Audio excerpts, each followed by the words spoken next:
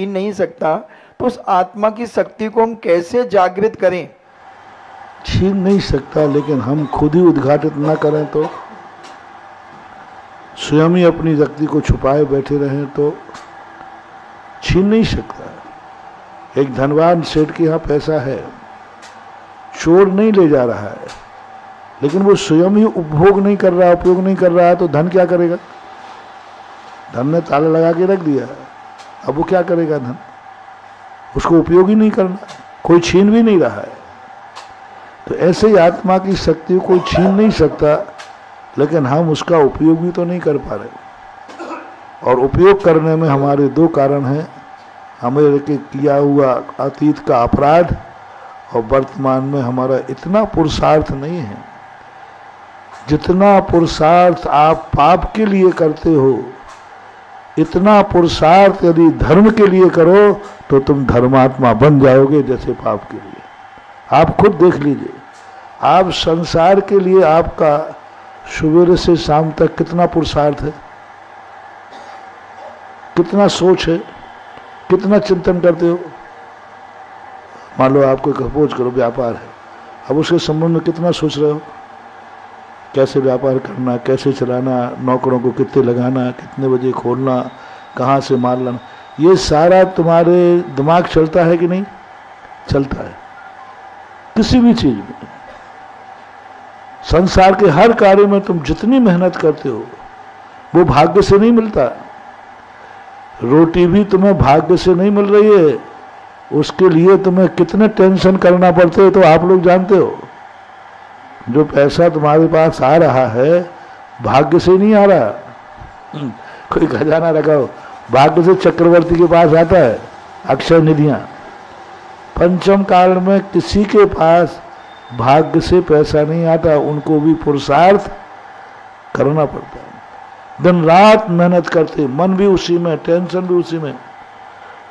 ये बड़े आदमी ऐसे ही नहीं पैसा कमाते हैं, इनकी नींद हराम होती है। बड़े आदमी जितने सबसे ज्यादा नींद की गोलियां खा के सोते हैं। तो नींद की गोलियां क्यों खाना पड़ रही? क्योंकि सारा टेंशन किसका है उनको? जिसका जितना बड़ा व्यापार होगा उतना ही वो ज्यादा, सबसे ज्यादा अमेरिका में नींद की गोलियां बिकती हैं, सबसे ज्यादा अमेरिका में। 90% लोग वहां नींद की गोली खा के सोते हैं, नींद की दवाई। सहज नींद आती नहीं। क्यों? उनके 24 घंटे के टेंशन इतने हैं, इतने बड़े व्यापार हैं, उसी में वो अपना टेंशन घुमाते हैं। जितना टेंशन एक संसारी प्राणी पुरुषार्थ एक पाप के लिए करता है, उसका 10वां हिस्सा भी धर्म के लिए करे तो वो धर्मात्मा बन जाएगा।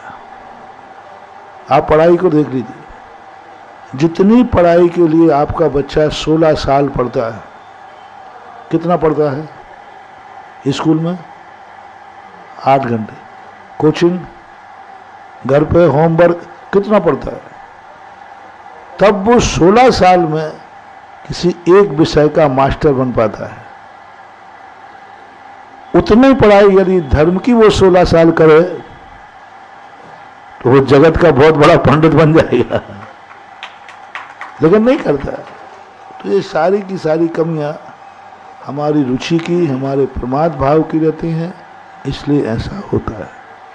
नूतन जैन दिल्ली से पूछती है, नमोस्तु महाराज जी, नारकियों, भोग भूमि और देवताओं तीनों की संतान नहीं होती, फिर भोग भूमियों में और देवताओं में स्त्री भेद होता है और नारकियों में स्त्री भेद नहीं होता, ऐसा क्यों? स्त्री भेद होना अलग चीज है और माँ बनना अलग चीज है। स्त्री है तो वो माँ होगी ऐसा नियम नहीं है। देवियां स्त्री भेदी होती हैं, लेकिन उनको माँ बनने की योग्यता नहीं होती।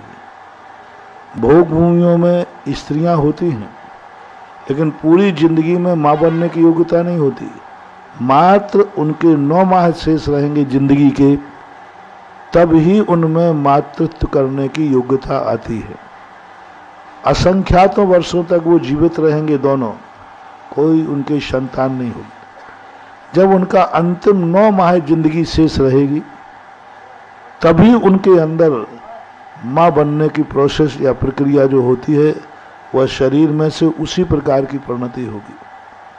तो ये कुछ नियोगी पद कहलाते हैं जो वहाँ नहीं होते हैं। वो इसलिए मूल कारण है कि ये नियोगी पदों से, क्योंकि उनके ऐसे उन्होंने पुण्य बांधा है कि संतान जो है इंद्रिय सुखों में बाधक होती है। क्योंकि संतान के बाद फिर व्यक्ति अपने लिए निंदा नहीं रहता, अपने लिए नहीं सोचता, कुछ भी नहीं। वो सब किसके लिए सोचते हैं?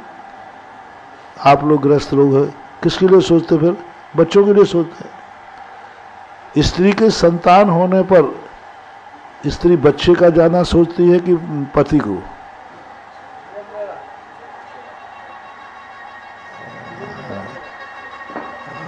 माता बताओ ना, बच्चे का जाना उपयोग है। नियम से बट जाएगा, प्रेम बटेगा।